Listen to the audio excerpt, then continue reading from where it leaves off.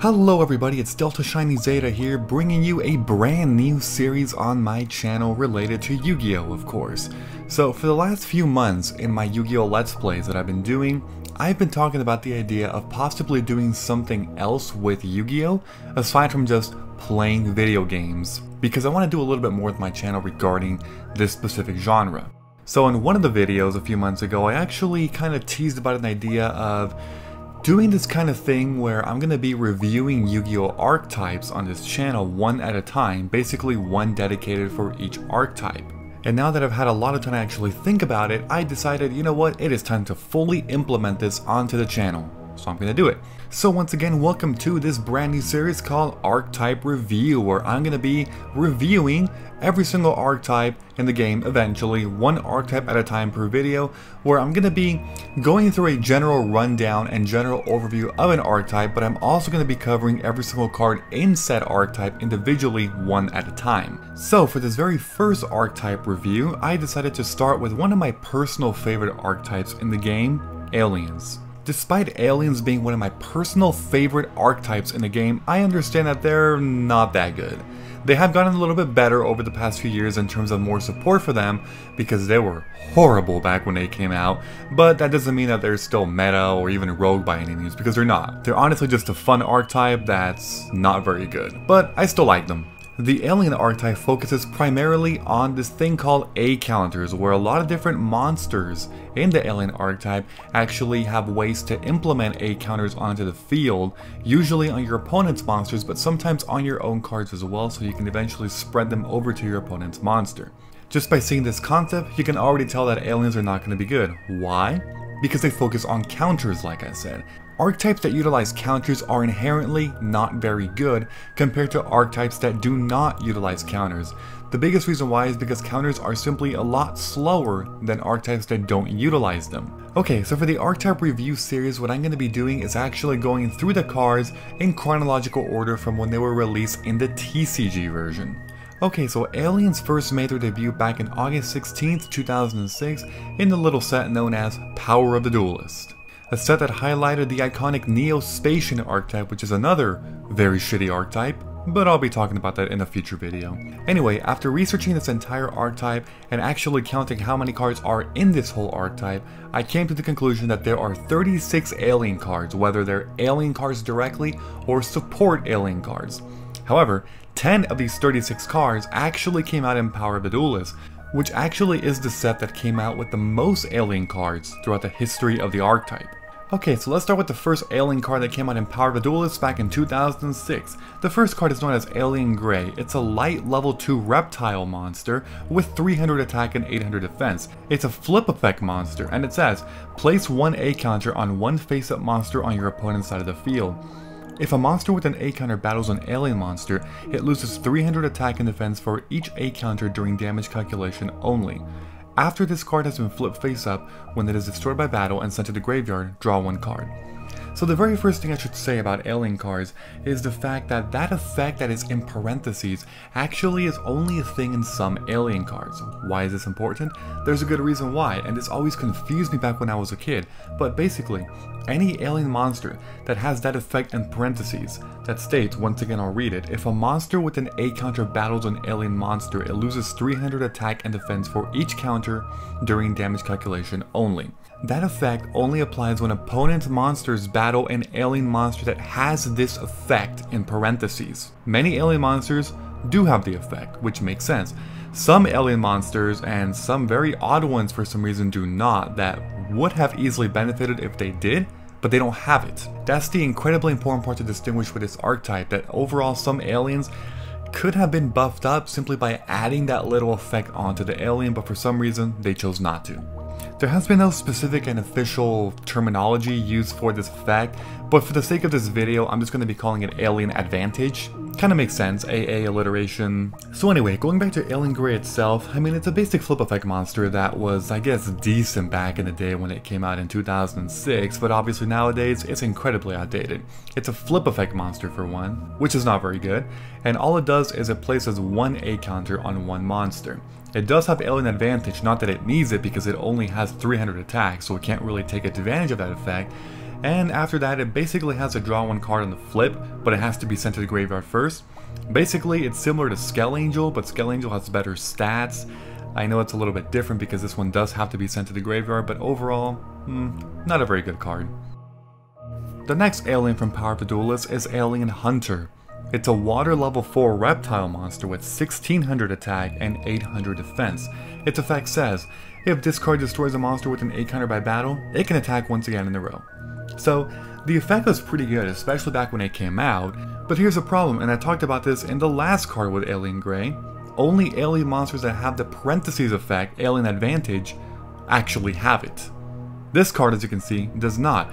And what's funny is that this card's effect basically has to be doing with battling. Personally, I think that any alien monster that has effects that activate upon battling should inherently have Alien Advantage. But this one does not. Because of that, it's not very good. It would have been a decent beat stick if it actually did, because it could just keep attacking again and again, but for some reason, they didn't give it to it. The next card on the list is Alien Mother. It's a dark level 6 reptile monster with 2300 attack and 1500 defense. Its effect says, if this card destroys a monster with an 8 counter by battle and sends it to the graveyard, special summon the destroyed monster to your side of the field at the end of the battle phase. When this card is removed from the field, all monsters that were special summoned by this card's effect are destroyed. So, overall the card is decent, especially back when it came out, but nowadays, once again, not too good. The really big downside to this effect is the fact that it special summons a monster at the end of the battle phase and not right away. To be honest, even back in 2006, I don't think this card would have been, quote, broken or overpowered by any means if it special summoned the monster immediately upon destruction. The reason why is because Alien Mother has 2300 attack. It's not a massive attack, so it can't beat over everything. On top of that, it can only attack once, so it's only going to be able to special summon a monster to your side of the field once per turn, which is not incredibly broken by any means. Because the other thing is that it has to destroy a monster with an A counter, not any monster. It must have an A counter. Like I said, the card is not too good. Even back then, they nerfed it a little too much to try to overbalance it, and it didn't really result too well. I mean, it's a decent card I suppose, but not great. The next Power of the Duelist card is Alien Skull.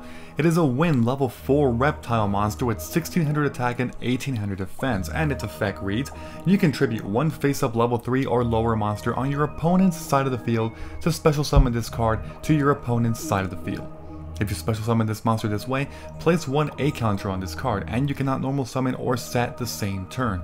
If a monster with an A counter battles an alien monster, it loses 300 attack and defense for each A counter during damage calculation only. So this effect, alongside a few other cards that were released in the early days of Yu-Gi-Oh, clearly are the early predecessors of the amazing Kaiju archetype that came out much later in Yu-Gi-Oh. The only thing is though, Kaijus have very few limitations, if any at all. Whereas a card like this, too many limitations. Let's break them down. First of all, it must be an opponent's face-up level 3 or lower monster. First of all, how many monsters is your opponent going to have that are going to be face-up and level 3? Not that many compared to level 4s or higher, obviously.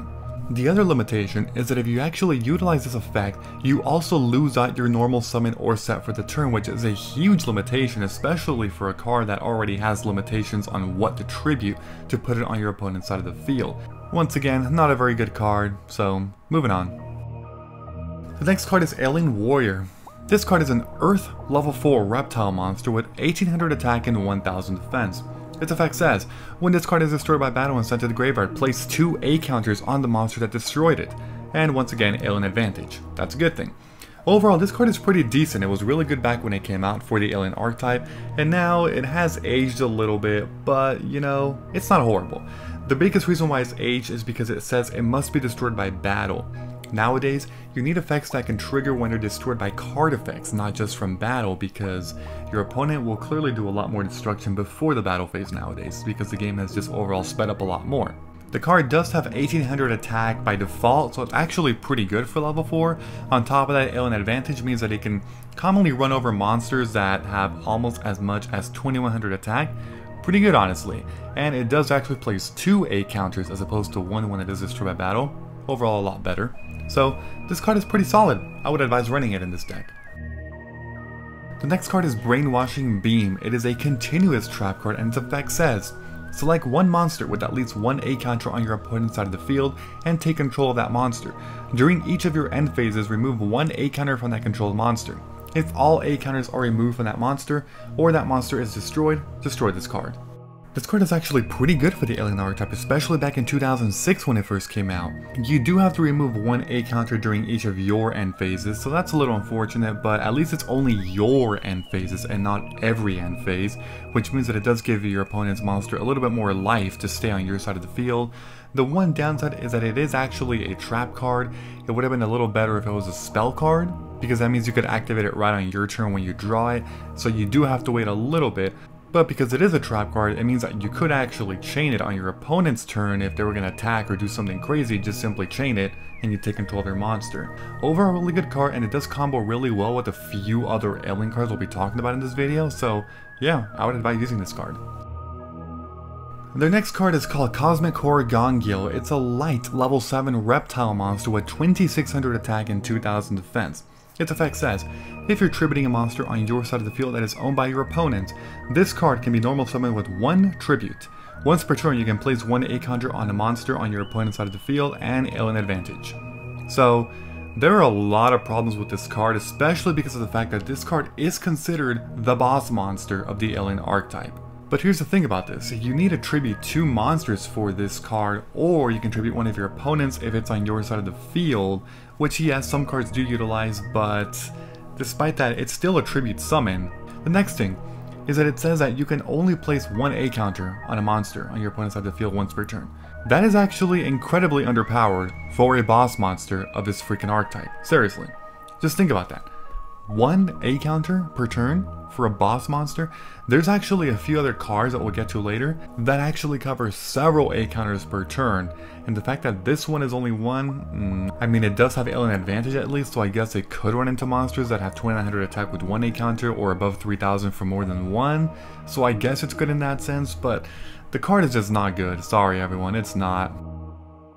The next card is Crop Circles. Crop Circles is a normal trap card with the effect saying, send any number of monsters from your side of the field to the graveyard to activate this card. Select from your deck 1 alien monster whose level is equal to the total levels of the sent monsters, and special summon it. If you fail to find a monster to special summon, you take 2000 damage. So the card is overall pretty decent. I mean, it's sending a monster or more than 1 monster from your side of the field to the graveyard to basically special summon 1 alien monster from your deck whose level is equal. This overall means that you can switch a level 4 with a level 4 or a level 3 with a level 3, or you can basically send 2 lower levels for a higher level. Basically, it's like a tribute summoning but from the deck, if that makes any sense. It's pretty decent with that, but here's the really odd thing about this card, the last sentence. If you fail to find a monster to special summon, you take 2000 damage. So here's the thing about this effect, and a lot of you Yu-Gi-Oh experts out there might already know this, but if a card mandates you to do an effect and you actually do not have the resources to utilize the effect, the official ruling by those standards means that you cannot activate the card. In other words, what I'm saying here is that if you don't have any alien monsters in your deck that equal the amount of levels that you actually sent from your field to the graveyard, then by official ruling you are not allowed to activate this card. So the big question is, why is this effect even on there? Well, there's one specific way in which you can actually take the 2000 damage. The way that you do it is you activate Crop Circles, and then either you or your opponent chains a card to this effect and somehow removes everything in your deck, every single alien monster in your deck, or at least the ones that will equal to the amount of stars that are currently on the field that were sent to the graveyard. Like, I'm actually trying to legitimately think of ways in which that could happen, but it's so weird. I mean, honestly, if you're gonna run this card, you can basically just ignore that last sentence because it's never gonna happen. Like, you are never gonna take 2000 damage. It's just ridiculously crazy and specific.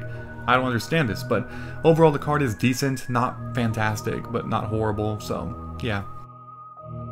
The next card is called Flying Saucer MUUSIK, or MUUSIK. I honestly do not know how to pronounce that. Anyway, it's a light level 5 machine with 1000 attack and 2000 defense, and it says, while this card is face up on the field, you can select and add 1 alien card from your deck to your hand instead of conducting your normal draw during your draw phase. So this card is just downright amazing. I'm just kidding, it's downright horrible, people. It's horrible.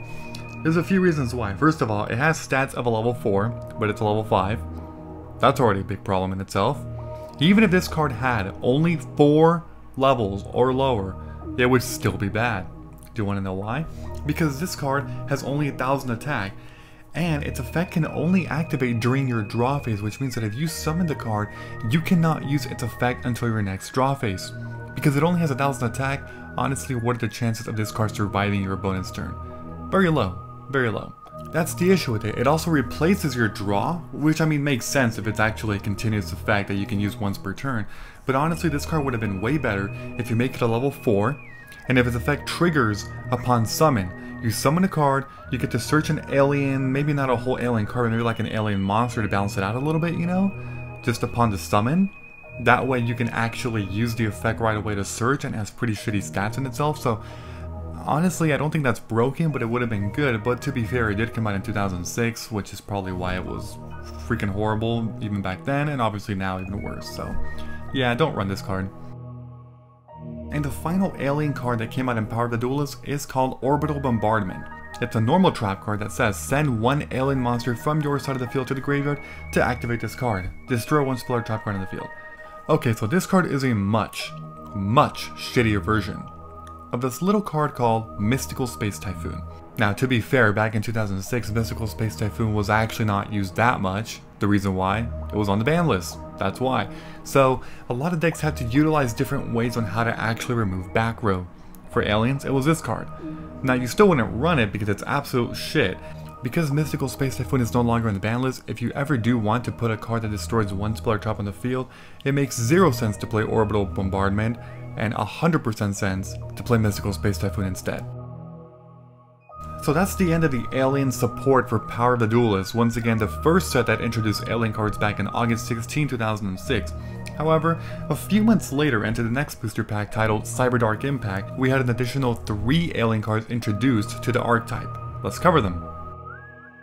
The first card is Alien Infiltrator. It's an Earth level 2 reptile monster with 800 attack and 500 defense. It says, once per turn this card can move to an adjacent horizontal unoccupied monster card zone.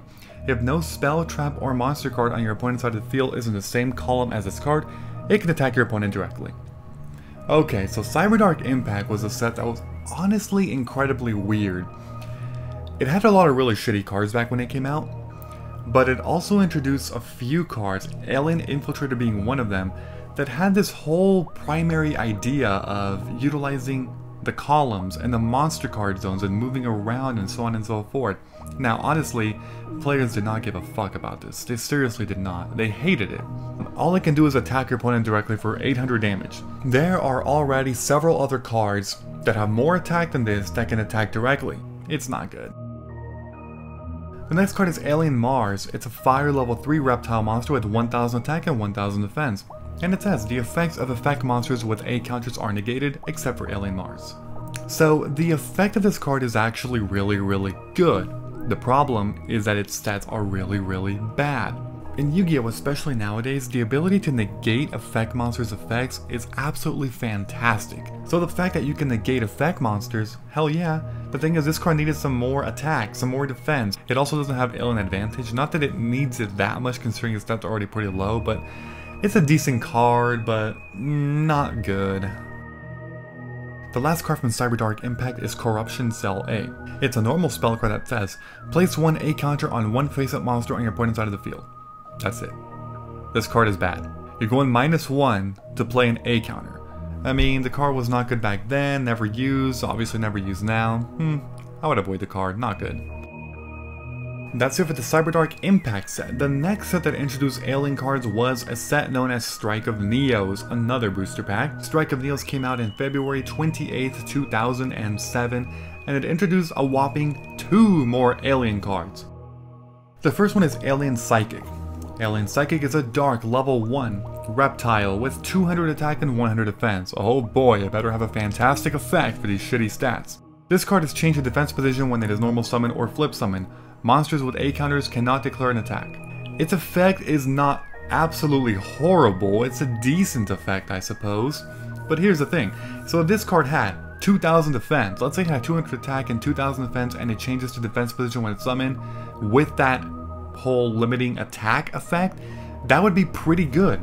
So that was one easy way to just buff it, and I do not think that it would have been overpowered by any means with that effect that I just suggested. So this card is bad in many ways because of its stats, just horrible, so yeah, don't run it either. And the other card is A-Cell Scatterburst. It's a quick play spell card that says select one face-up alien monster you control. Destroyed and distribute new A counters equal to its level among your opponent's face-up monsters. The card has an interesting effect. I wouldn't say it's very good, but it's not horrible either.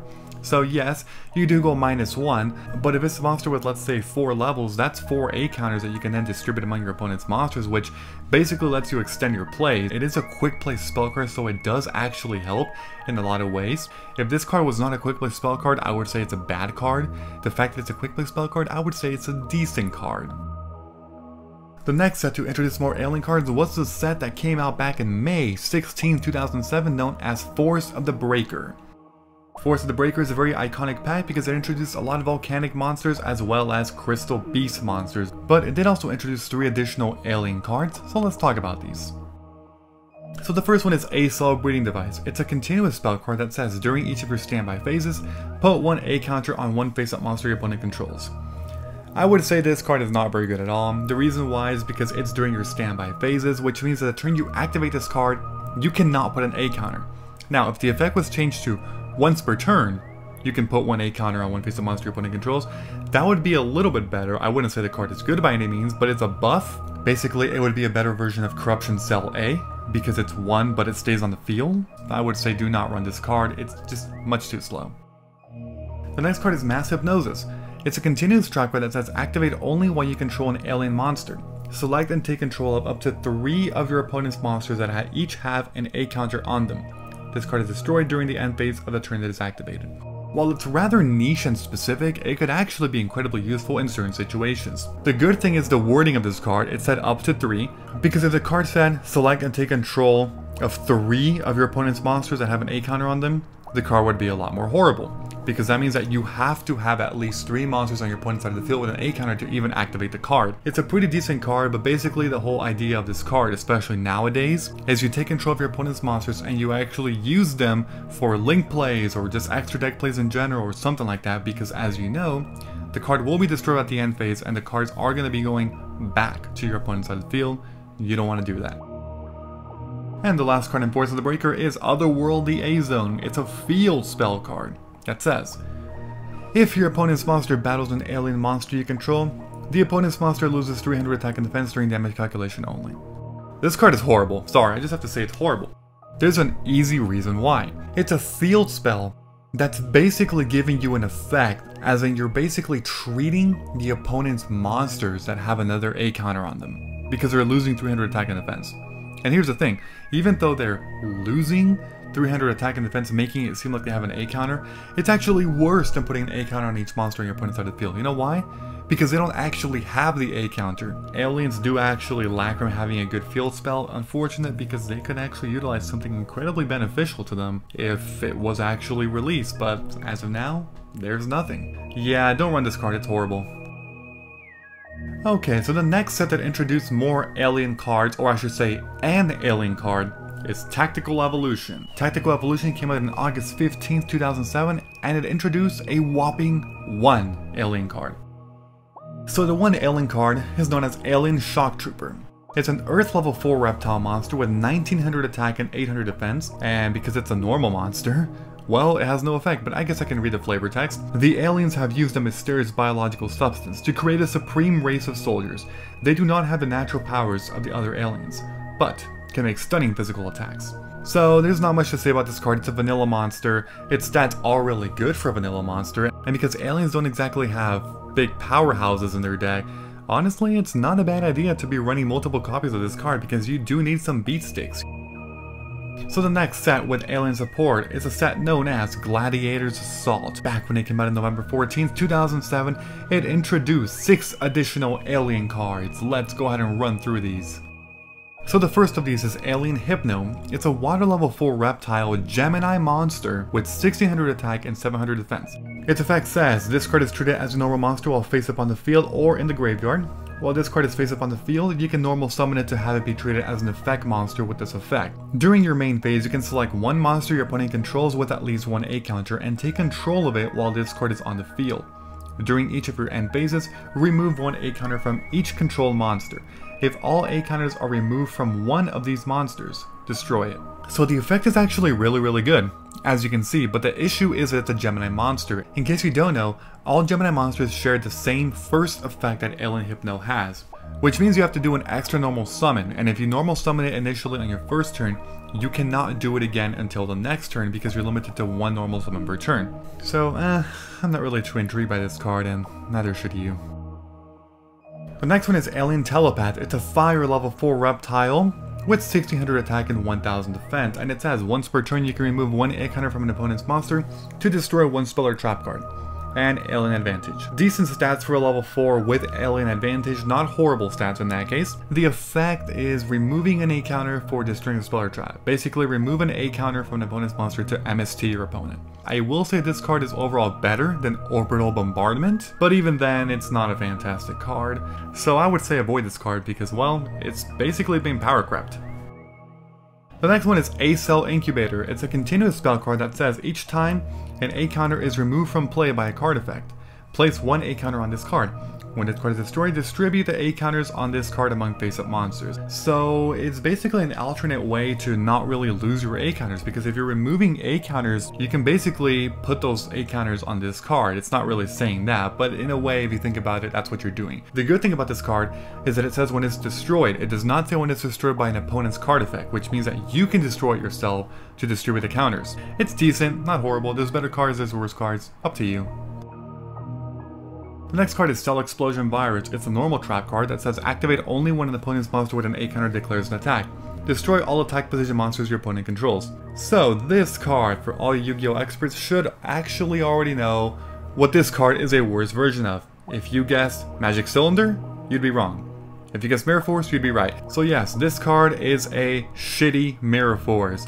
Once again, in this card's defense, Mirror Force was a card that you could not have 3 copies of back then. I believe it was limited back when this card came out. Do not ever run this card. You're just going to be the laughing stock of the Yu-Gi-Oh fanbase, seriously. The next card is Detonator Circle A. It's a normal trap card that says destroy one face-up monster with at least one A counter and then inflict 1000 damage to each player. You can argue that this card is a shittier version of Ring of Destruction. But overall it has limitations because it needs to be able to be used on a monster with an A counter, which is why Ring of Destruction, despite the errata, is technically still better. So you know what? Run that card if you want to do some massive trap card explosions. And the last card in the set is Interdimensional Warp. It's another normal trap card, and it says, select a monster you control and a monster with at least one A counter your opponent controls, switch control of those monsters. This is another shitty version of a really good card back in the day called Creature Swap. Despite the limitation of this card being a trap card and that you have to choose an opponent's monster with at least one A counter, the upside to this card is that you get to choose both monsters. This one, I would say, is not entirely a worse version of Creature Swap. It does have one slight benefit, but even then, is it really worth running? I would argue no. You can argue otherwise. So the next set that provided alien support has a whopping 1 additional alien card. It's a set known as Light of Destruction that came out back in May 13th of 2008. So the one new alien card for this set is called Interplanetary Invader A. It's a light level 1 reptile monster with 0 attack and 500 defense. And it says, gain control of the monster that attacks this face-up attack position card at the end of the battle phase. So this card has a lot of problems. Now, this card is incredibly useful if you are dueling a dumbass, I will say that. But aside from that, I don't see any benefits because anybody with a brain is going to realize, why the hell would I attack that face-up attack position card? Any card that depends on your opponent's actions is never good. It's just not good, you know?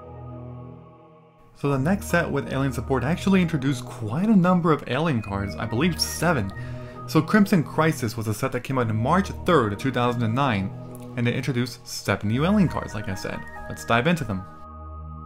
So the first card is Alien Ammonite. It's a light level 1 reptile tuner monster with 500 attack and 200 defense, and the effect says when this card is normal summon, you can special summon one level 4 or lower alien monster from your graveyard, destroy it during the end phase. Crimson Crisis was a set that came out around the initial stages of the Synchro era, which means tuners were coming around, synchros are coming around, and so on and so forth. So it's a whole new gimmick, a whole new style to Yu-Gi-Oh! Alien Ammonite is a really good tuner monster for alien support, because all you have to do is normal summon the card to special summon any level 4 or lower alien monster from your graveyard, and you can basically use that to extend your plays. You can use Alien Ammonite in addition to the monster that you just special summon to bring out a synchro monster. So yeah, I would definitely say run this card, especially to the max of 3 if you are going to a heavy synchro build, because it's going to be incredibly beneficial if you do that. The next card is Alien Kid. It is a light level 4 reptile monster with 1600 attack and 700 defense, and it says place 1 A counter on all monsters special summoned to your opponent's side of the field, and Alien Advantage. You can actually start to see the improvements for this archetype, especially in terms of power creeping. One of the most common ways in which people bring out monsters nowadays is through special summoning. And this effect of Alien Kid is not limited once per turn. Overall, the card is actually pretty good. It's not amazing by any means, but it's an improvement over all the shit that we got back in Power of the Duelists, so I like that. The next card is Alien Overlord. It's a dark level 6 reptile monster with 2200 attack and 1600 defense. It says, you can remove 2 A counters from anywhere on the field to special summon this card from your hand. Once per turn, you can place 1 A counter on each face-up monster your opponent controls. Alien Advantage, and you can only control 1 Alien Overlord. First of all, it's a level 6 monster with a special summoning condition. Really, really good. Monsters which are level 5 or more nowadays need to have a special summoning condition to actually be utilized really, really well, and this card does that. This card, despite having lower attack than Cosmic Horror Gangiel, is a much better boss monster. The fact that it can special summon itself, and you can place an A counter on each face-up monster, not one monster like that shitty Gangiel. Plus, it has Alien Advantage. That's really good, of course. The one downside to this card is that you can only control 1 Alien Overlord. It's just a little debatable on how many cards you should run on this deck because of that last effect that lets you control only 1. Because if you run 3 and you have multiples in your hand, you basically have dead cards in your hand that you can't really utilize. So that's unfortunate, but it's up to you. But overall, run at least 1, preferably 2. More than that, probably not. Really good card. The next card is Code A Ancient Ruins. It's a continuous spell card that says each time a face-up alien monster is destroyed, place 1 A counter on this card. Once per turn, you can remove 2 A counters from anywhere on the field to special summon 1 alien monster from your graveyard. The card is pretty good. Alien monsters are going to be getting destroyed a lot because of the fact they're overall pretty shit. Like I keep saying, they're pretty bad alien cards here and there, so they will be getting destroyed. And any alien deck would appreciate at least 1 copy of this card, so yeah, definitely consider this. The next card is called Cosmic Fortress Golgar. Oh my god, the memories of just seeing the word cosmic, because it's another Gangiel. Oh my god, let's see. It's a light level 5 reptile synchro monster with 2600 attack and 1800 defense. For its materials, you need Alien Ammonite plus 1 or more non-tuner alien monsters. Its effect says, once per turn, you can select any number of face-up spell or trap cards, return those cards to their owner's hands, and distribute new A counters among monsters on the field equal to the number of cards returned. Once per turn, you can remove 2 A counters from anywhere on the field to destroy 1 card your opponent controls. This card is actually really good for an alien deck. First of all, it's a level 5 synchro monster that utilizes Alien Ammonite, who's a level 1 tuner, which means if you summon Alien Ammonite, simply special summon any level 4 alien monster from your graveyard, and then bam, you have your Golgar. On top of that, it bounces back row. The fact that it can use yours means that you can just bounce your own cards to distribute A counters and then reactivate those cards, especially if you're continuous spell cards or something. The last effect is just an additional effect, makes it even better, right? Remove any 2 to destroy 1 card, so just pop 1 card on the field. Run this card, especially if you're going for a tuner build and building Ammonite. It's really flexible, very versatile, and it's a really solid card. The next card is Mysterious Triangle. It's a quick play spell card that says destroy 1 monster on the field with an A counter. Then you can special summon 1 level 4 alien monster from your deck. Destroy during the end phase. So this card is actually really good. The fact that it's a quick play spell card, one of the best types of cards in the game because of its versatility. You can destroy any 1 monster with an A counter. On top of that, you get to special summon any 1 level 4 alien monster from your deck. Yes, from your deck. Special summoning from your deck is one of the best kinds of special summoning. This card is very solid, and multiple copies of this card would actually be highly appreciated in an alien deck. The next card is Planetpolitan Virus. It's a normal trap card that says tribute 1 alien monster. Destroy all face-up monsters with A counters your opponent controls. Until the end of your opponent's third turn after this card's activation, place 1 A counter on each monster they summon. The card is decent, I would say. I wouldn't say it's amazing, and there's a few reasons why. The last effect is actually really good because the card leaves the field, thus your opponent can't do anything about it, but they are still getting A counters on every monster they summon. Keyword summon. If it says summon, that includes special summoning. If it said each monster they normal summon, the card would be bad. But it says summon, and it's not once per turn. I like it. Personally, I like the card. I think it's pretty solid. The next set is Raging Battle. Raging Battle was a set that was released in May 12, 2009, so only a few months after Crimson Crisis, and Raging Battle introduced an amazing 1 new alien card. Alright, so say hello to Alien Dog, the only alien card released for Raging Battle. Alien Dog is a light level 3 reptile monster with 1500 attack and 1000 defense. Its effect says when you normal summon an alien monster, you can special summon this card from your hand. When you do, place 2 A counters on face-up monsters your opponent controls. There's nothing bad about this card, I would say. Normal summon an alien monster, bam, special summon an alien monster, place 2 A counters on a face-up monster that your opponent controls. I guess the one thing is maybe because this card does have decent attack for a level 3, they should have put alien advantage on this card, maybe that would have helped. But I'm not really complaining too much. I mean, it's not like this card is going to be there to attack anyway. The fact that it can special summon itself means that the purpose of this card is mostly for extending your play and using this card as a resource material for something in the extra deck, which means it's not going to stick around for the battle phase. Yeah, definitely run this card. 3 copies is really well loved for this deck, so yeah, do that. The next set introduced an additional 1 alien card. Then the set is called Absolute Power Force, which came out on February 16th, 2010.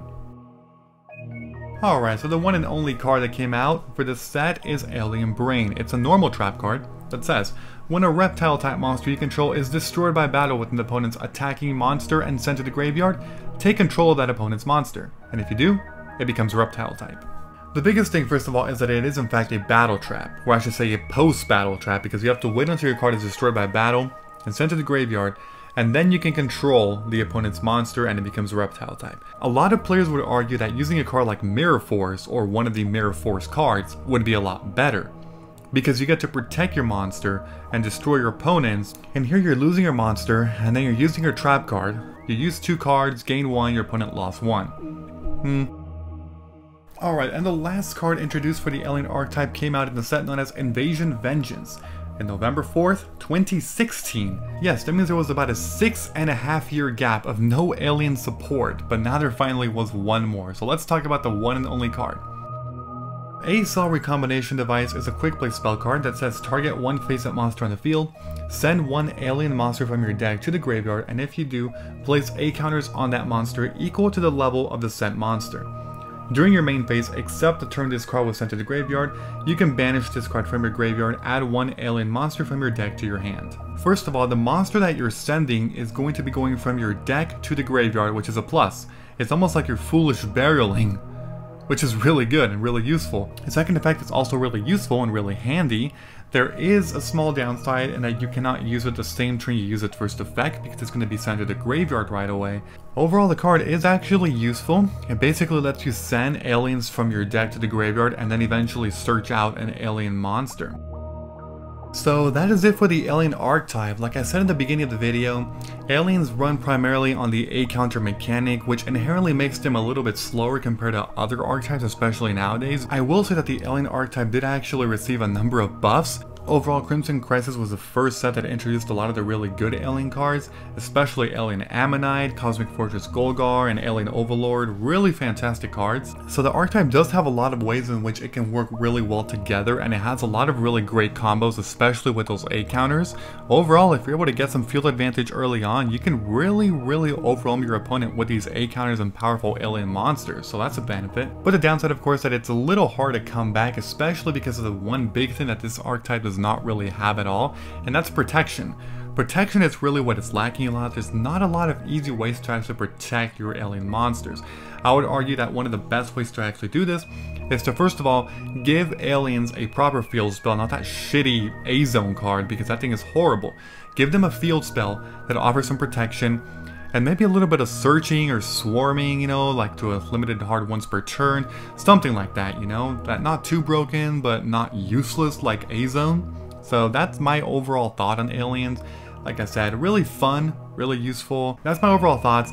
Let me know what you think about this whole archetype, you know, maybe some things that you disagree with that I said here and there, because I'd like to hear your opinions on this, you know? And also, let me know what you think of this entire nature of the video, you know, the whole archetype review thing, because I'm trying to actually get into this and be consistent with it, especially if I get a lot of, you know, likes and comments and people actually interested in this series, and I will definitely keep on doing it. But if it doesn't, it's something that I'm not going to say I'll just downright dismiss, but some might be a little less motivated to keep on going with the series, you know? So let me know what you think, and hopefully I can keep this series going. So yeah, I hope you all have a great day, and I will see you all later. Bye-bye.